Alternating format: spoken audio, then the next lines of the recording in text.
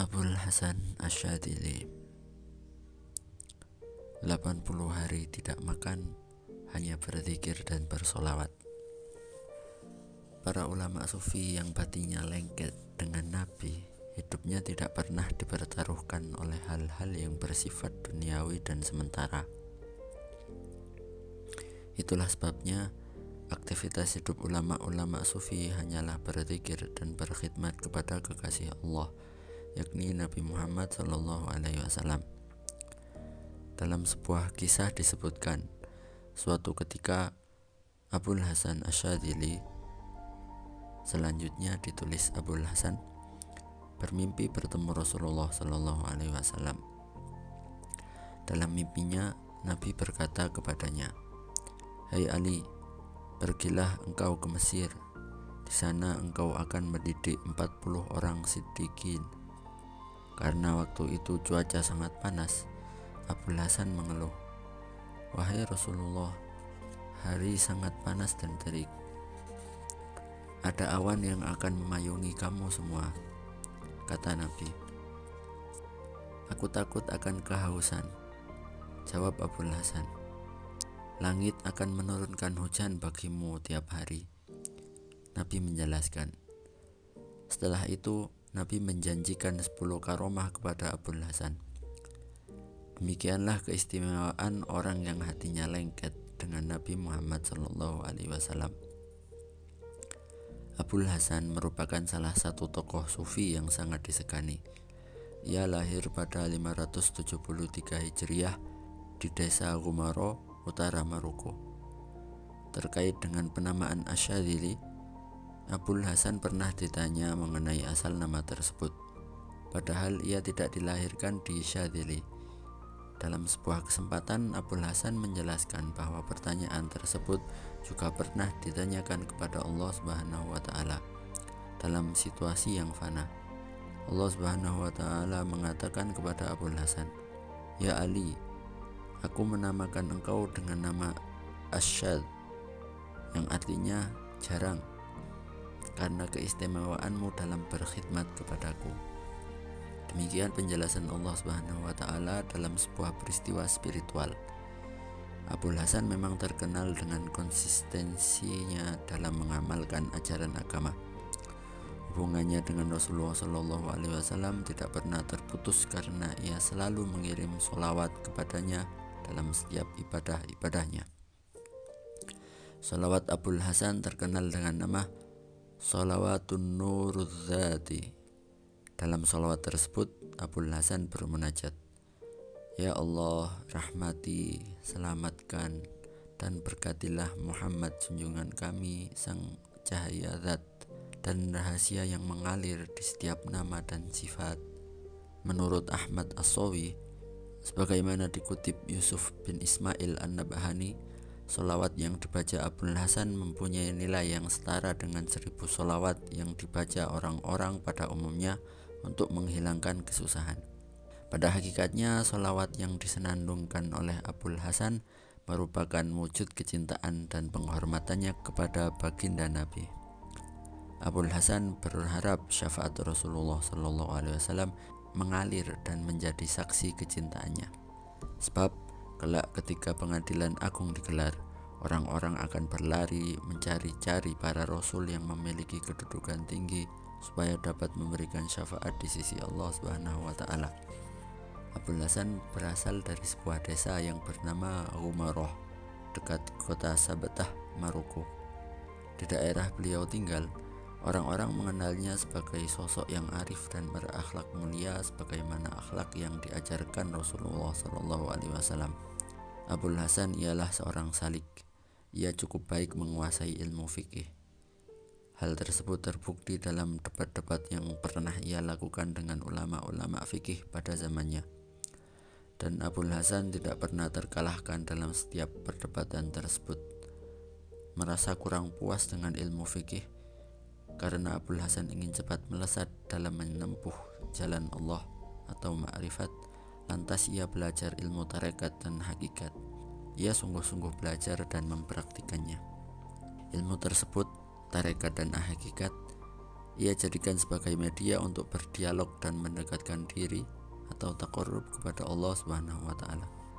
Ilmu hakikat yang ia selami tidak terlepas dari bimbingan langsung seorang wali kutub yang agung dan masyhur, yaitu Syekh Abdus Salam.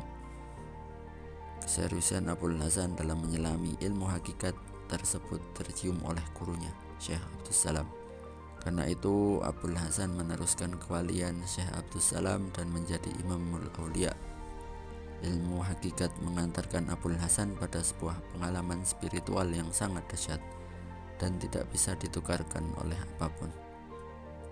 Karena itu ibadah-ibadah yang ia lakukan nyaris tidak masuk akal.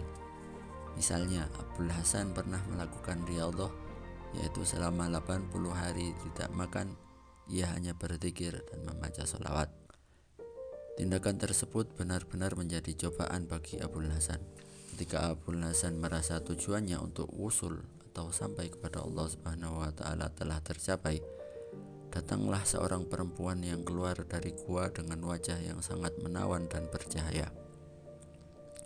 Dia menghampiri Abul Hasan dan berkata, "Sungguh sangat sial, lapar selama 80 hari saja sudah merasa berhasil. Sedangkan aku sudah 6 bulan lamanya belum pernah merasakan makanan sedikit pun." Abul Hasan pun sadar bahwa jalan yang ditempuh masih tidak seberapa. Suatu ketika saat berkelana, Abul Hasan berkata dalam hati, "Ya Allah, kapankah aku bisa menjadi hamba-Mu yang bersyukur?" Selanjutnya, terdengarlah suara, "Kalau kamu sudah mengerti dan merasa bahwa yang diberi nikmat hanya kamu saja." Abul Hasan berkata lagi, "Bagaimana saya bisa begitu? Padahal engkau sudah memberi nikmat kepada para nabi, ulama, dan raja." Terdengarlah suara, "Jika tidak ada nabi, kamu tidak akan mendapat petunjuk. Jika tidak ada ulama, kamu tidak akan bisa ikut caranya beribadah. Jika tidak ada raja, kamu tidak akan merasa aman. Itu semua merupakan nikmat dariku yang kuberikan hanya untukmu." Meskipun demikian, Abul Hasan tetap masih tidak puas dengan pencapaian spiritualnya. Karena itu ia memutuskan untuk khalwat atau menyendiri dalam sebuah gua agar bisa wusul atau sampai kepada Allah Subhanahu wa taala. Dalam hatinya terbesit bahwa besok hatinya akan terbuka. Bagaimana mungkin orang yang berkata besok hatinya akan terbuka bisa menjadi wali? "Duhai badan, kenapa kamu beribadah bukan karena Allah atau hanya ingin menuruti nafsu menjadi wali?" Tegur seorang wali yang mendatangi Abul Hasan. Peristiwa tersebut menyadarkan Abul Hasan mengenai kesungguhan serta ketulusannya menempuh jalan Allah Subhanahu wa taala. Tentunya hikmah yang dipetik Abul Hasan ialah membuang jauh-jauh rasa puas dalam mendekat kepada Allah Subhanahu wa taala. Nabi Muhammad SAW yang jelas-jelas sudah maksum pun masih merasa tidak puas. Inilah yang mengetuk hati Abul Hasan. Berkat teguran seorang wali tersebut, Abul Hasan bertaubat dan meminta ampun kepada Allah Subhanahu wa taala. Dan selang beberapa waktu Allah Subhanahu wa taala benar-benar membuka hati Abul Hasan. Abul Hasan menjadikan peristiwa tersebut sebagai motivasi dalam menumbuhkan spiritualitasnya. Ia tak henti-hentinya melakukan riyadhah untuk mendekat kepada Allah Subhanahu wa taala, dan seiring dengan perkembangan spiritualnya, Abul Hasan tumbuh menjadi sosok yang sangat karismatik serta berpengaruh. Salah satu pelajaran berharga dan penting yang dapat kita petik dari kisah Abul Hasan ialah mengenai usaha dan cara kita untuk mencintai Rasulnya, mengikuti jejak-jejaknya sehingga kita dekat dengan Allah Subhanahu wa taala. Oleh karena itu, jika ingin mengikuti Abul Hasan, maka kita mesti memperbanyak zikir dan mengurangi rasa puas atas pencapaian spiritual kita. Dengan zikir, hati menjadi bersih. Ketika hati bersih, sangat mungkin bila Nabi akan menyambangi kita. Nabi akan datang dalam mimpi-mimpi kita dan menyampaikan kabar gembira. Karena itu, biasakanlah berzikir sebagaimana Abul Hasan berzikir. Aktivitas tersebut tentu tidak menuntut waktu dan tempat tertentu. maka kemanapun kaki melangkah, berzikirlah.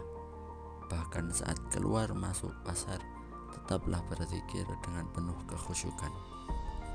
Salah satu zikir yang penting kita baca ialah La ilaha illahu wahdahu la syarikalah, lahul mulku wa lahul hamdu yuhyi wa yumit, wa huwa hayyun la yamut, biyadikal khair, wa huwa ala kulli syai'in qadir. Artinya, tiada sesembahan yang berhak disembah selain Allah, tiada sekutu baginya. Miliknya lah seluruh kerajaan, dan miliknya lah seluruh pujian. Dia menghidupkan dan mematikan, dan dia maha hidup dan tidak mati. Di tangannya lah segala kebaikan, dan dia maha kuasa atas segala sesuatu. Kalau kita konsisten membaca zikir tersebut dalam segala aktivitas yang kita lakukan, sekalipun di pasar, maka hati kita akan tetap fokus kepada Allah Subhanahu wa Ta'ala dan Rasul-Nya. Rasulullah SAW bersabda, barang siapa masuk pasar kemudian dia membaca La ilaha illallah wahdahu la syarikalah, lahul mulku wa lahul hamdu yuhyi wa yumit, wa huwa hayyun la yamut, biyadikal khair, wa huwa ala kulli syai'in qadir, maka Allah catat untuknya 1.000.000 kebaikan, Allah hapuskan 1.000.000 kesalahan, dan Allah angkat untuknya 1.000.000 derajat. Hadis riwayat Tirmidzi, Hakim, dan Darimi. Demikianlah yang mesti kita lakukan jika ingin hati kita bersih dan dianugerahi kemudahan berjumpa dengan Nabi. Dan hal tersebut sebagaimana dilakukan oleh Abul Hasan, zikir yang mesti ditanamkan dalam hati ialah zikir atau mengingat Allah Subhanahu wa Ta'ala sepanjang waktu tanpa sedetik pun melupakannya. Sebagai wujud tabarukan kepada Abul Hasan dan agar kita semakin dekat dengan Rasulullah SAW, penting kita simak beberapa nasihat dari beliau. Berikut nasihatnya. Pertama, di antara karunia-karunia Allah Subhanahu wa Ta'ala yang amat besar ialah keridhaan seorang insan atas keputusannya atau qadanya, bersabar saat turunnya bala, bertawakal dalam menghadapi kesukaran yang dahsyat, dan kembali kepada Allah Subhanahu wa Ta'ala. Karena itu, siapa saja yang memilih 4 sifat tersebut yang diperoleh dari khazanah amal dan yang dipungut dari permadani mujahadahnya, serta tak lepas mengikuti sunnah dan berteladan kepada imam-imam demi Allah dan Rasul-Nya serta para mukmin, maka baginya firman Allah Subhanahu wa Ta'ala yang artinya, dan barang siapa memilih Allah, Rasul-Nya serta orang-orang yang beriman sebagai pembela dan penolongnya, sungguh golongan Allah merekalah yang menang. Quran Surat Al-Ma'idah ayat 56. Kedua, perlu Anda ketahui bahwa ada sifat pada diri manusia yang dapat menghapus iman, dan sifat tersebut kurang mendapat perhatian dari kebanyakan manusia, yakni amarahnya seorang hamba atas ketentuan Allah. Ketiga, jangan menunda dan mengulur amal ketaatan dari satu waktu ke lain waktu, sebab jika hal tersebut dilalaikan, maka Anda akan mendapatkan siksa karena keluputan dan akan disusul oleh keluputan lain. Anda pun tak akan lepas dari balasan terhadap waktu yang hilang tersebut. Ketahuilah, setiap waktu merupakan saham, maka hak kehambaan telah ditentukan oleh Allah Subhanahu wa Ta'ala dengan hukum rububiyah. Keempat, janganlah engkau condong kepada ilmu ataupun menginginkan bantuan ilmu, namun hendaknya engkau hanya bersandar kepada Allah Subhanahu wa Ta'ala. Waspadalah, jangan sampai engkau menyebarkan ilmu demi mencari kepercayaan orang. Hendaknya engkau mencari ilmu demi kebenaran Allah dan agar engkau dibenarkan olehnya. Kelima, mencintai Allah merupakan pangkal segala kebaikan yang menghimpun cahaya-cahaya karomah. Sumber pokok semua itu ada 4 perkara. Pertama, warok yang sebenarnya. Kedua, kebaikan niat. Ketiga, keikhlasan amal. Dan keempat, kecintaan ilmu.